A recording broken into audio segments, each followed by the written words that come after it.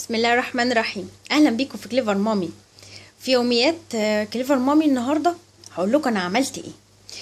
بما انه كان في موجة تراب الايام اللي فاتت، فعملت كده شويه تنظيف كده خفيف، يعني على تنظيف تقيل على حاجات يعني بعملها يوميا. فهقول لكم انا عملت ايه النهارده انا يومي بدأ متأخر، ف يعني لظروف معينة. ف دي مواعين الغدا، عشان كده هي مواعين كتير شوية. خلصت المواعين وعملت تنظيف كده خفيف للمطبخ، لمعته. هقول لكم دلوقتي عملت فيه ايه. ركزت في تنظيف النهارده فين؟ على الحوض والرخامة. وعملت حاجة بقى جديدة شوية، اني هخلي مفيش حاجة على الرخامة هنا بتاعة الحوض غير اللي هو الصبانة بتاعة الحوض بس، والليفة بتاعتها بس، دول هخليهم على الحوض. لكن انا وديت فين بقى الصابون، المواعين، وازازة الخل بتاعتي. هقول لكم وديتها فين. ونضفت ولمعت الحاجات اللي هنا دي كلها، لمعتها نزلتها لمعتها، ولمعت السيراميك اللي ورا بالجنرال والخل. وزي ما قلت لكم دي حاجات هوديها دلوقتي الغسيل، وهودي الازازه دي اني بوديها في الحمام، مش ده مكانها، فهرجعها تاني الحمام. وتحت الحوض كمان بيشمل ايه؟ كمان نظفت وطهرت الباسكت بتاع القمامه، اعزكم الله. ولمعت الوحده دي، والوحده اللي فوق الحوض دي لمعتها برضو معايا بالمره، عشان تبقى المنطقه دي كلها بالنسبه لي خلصت زي ما كنت عملت معاكم قبل كده. وزي ما انتوا شايفين نظفت طبعا الوحده دي بتاعه المنظفات بتاعه المطبخ. وحطيت زي ما قلت لكم بقى الصابون السائل وازازه الخل، حطيتهم هنا في دي. سهله بقى، هاخدها احط اللي هو للصبانه المواعين، احط فيها وارجعها تاني. خلاص مش محتاجه ان انا اعمل بقى ايه دربكه فوق الحوض. وكده ابقى انا خلصت المنطقه دي ولمعت كل ده. حتى الوحده دي طلعتها لمعتها، فرشتها ورق مناديل مطبخ تحت علشان ما تتبهدلش ولا تتبقع من اي حاجه غصب عني. تعالوا بقى اوريكم عملت ايه كمان. طبعا نتيجه للتراب بتاع الفتره اللي فاتت، فانا لمعت التلميع الاسبوعي اللي هو بعمل فيه تلميع للحاجات دي كلها اللي هي فوق الرخامات دي كلها. لمعت كل الحاجات دي ونضفتها، وكمان تلميعه خفيفه كده للادراج دي من بره بالجنرال والخل. وكذلك البوتاجاز كمان، والرخامه اللي هنا، والقطعه دي لمعت الحاجات اللي هنا دي كلها برضو زي ما قلت لكم بجنرال والخل. وما نسيتش الراديو بتاعي. وطهرت الرخامات كلها اللي موجوده في المطبخ، وتلميعه خفيفه كده برضو بالفوطه اللي عليها جنرال والخل، تلميعه خفيفه للخشب ده كله. وما نسيتش الكرسي بتاعي، وطلعت الفوط. انا بحب اطلع زي ما قلت لكم الالوان كده تكون ايه ماشيه مع بعضها، يعني ايه تدي جو حلو في المطبخ.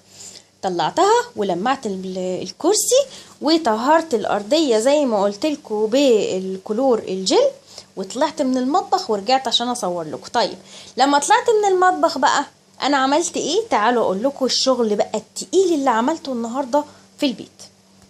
رجعت انا بقى خلاص الفوط بتاعه المطبخ اللي هتروح الغسيل، وحطيت خلاص الكلور الجل في باسكت. الحاجات دي كلها بقى انا نظفتها. يبقى انا عملت ايه النهارده في تنظيفي التقيل في البيت؟ اني نظفت الحمام. نظفت الحمام التنظيف بتاعه اللي بنضفه كل اسبوع، بجيبه من فوق لتحت. ده لازم تنظيف الحمام ده. فنظفته، لمعت كل الحاجات دي. لمعت زي ما قلت لكم الحاجات دي كلها، البوكسات اللي هنا دي كلها. لمعت التربو بتاعي ونظفته من جوه لاني لازم اتابعه باستمرار. كمان لمعت المرايه، والجزء اللي هو اللي هنا اللي فوق ده اللي تحت المرايه. وطلعت الفوط النظيفه بتاعت البيت كله. وكمان شغلت الغسالة انضف الحلة بتاعتها تنظيف داخلي للغسالة. نظفتها بشغلها على بروجرام سخن، يعني ما يكونش طويل قوي، بس يعني اللي هو اللي بيبقى انا عندي حرف السي بيبقى كويس قوي. بشغلها على السخن مع كوباية خل. بينظف الغسالة. وعلى فكرة ده له عامل كبير قوي انه الغسيل يطلع نظيف وريحته حلوة طول ما انتي بتهتمي بتنظيف الغسالة. فده كان التنظيف التقيل النهاردة ليا في البيت، هو تنظيف الحمام جزء موجود فيه، وخلاص انا خلصته. تعالوا نشوف يومي النهاردة كمان كان فيه ايه ولسه هعمل ايه. وبعدها بعد ما خلصت المطبخ والحمام، على بال ما الحمام نشف طبعا، انا كنت قبل ما احط المشايات اللي فيه، على بال ما نشف كنت انا يعني انا او قبل ما ببدا اساسا، قبل ما بدات كل حاجه خالص من اللي انا قلت لكم عليها، انا كنت فاتحه كل شبابيك الشقه النهارده كلها، بس طبعا بقفل السلك. وعلى بال ما خلصت المطبخ والحمام كله وطلعت منه، انا يعني لازم شيء اساسي اقفل الشقه الاول وبعدين ابدا المع. يعني بعد ما بقفل ابدا المع بقى بالبليدج. ليه؟ لانه مكان التهويه بيبقى فيه تراب دخل البيت، فانا لازم اقفل الاول وابدا المع الحاجات اللي موجوده دي كلها. لمعت كل الحاجات اللي هي اللي باينه، مش بدخل في حاجه تقيله، ده تلميع بس كده ايه خفيف يعني. وكمان الصالون ما بنساش اعمل الحاجات اللي باينه دي كلها. وانا دلوقتي بفرش في الصالون البياضات دي عشان تحافظ شويه عليه ما يتبهدلش مني، مجرد ان انا بشيلها وبغسلها. وكمان الانتريه ديته تلميع كده برضو خفيفه من الحاجات اللي ظاهره بس ليا.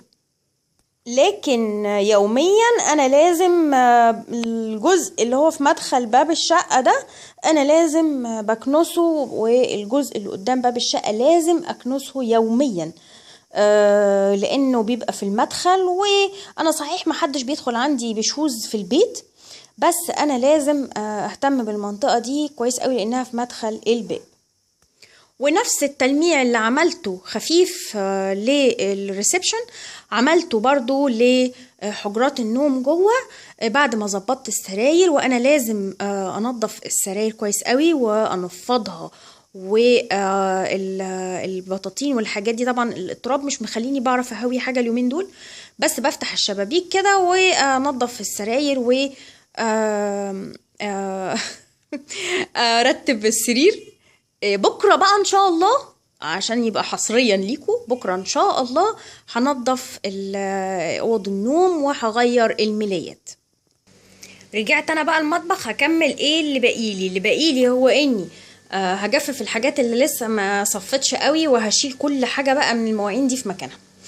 وخدوا بالكم ان انا اليوم ده طلعت يعني ما عملتش النهارده غدا جديد، طلعت حاجات كانت موجوده عندي في الفريزر من بواقي كانت موجوده للاكل، سخنتها بس، مجرد ان انا سخنتها بس علشان انا ما عنديش وقت. كمان بقيلي انه البقسماط ده انا كنت منشفاه. وخدوا بالكم انا قطعت كده العيش، بصوا ازاي. ممكن تستغليه على فكرة انه زي حاجة زي الفايش، عارفين الفايش بتاع الصعيد وبيتباع في محلات بتبيعه.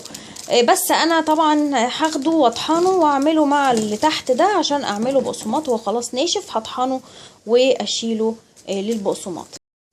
يلا بقى نتشجع ونخلص التنظيف ده، لاني مش بحب ابدا التنظيف اللي هنعمله قبل رمضان ان شاء الله، واللي هو التنظيف اللي هو الدوري اللي احنا هنعمله.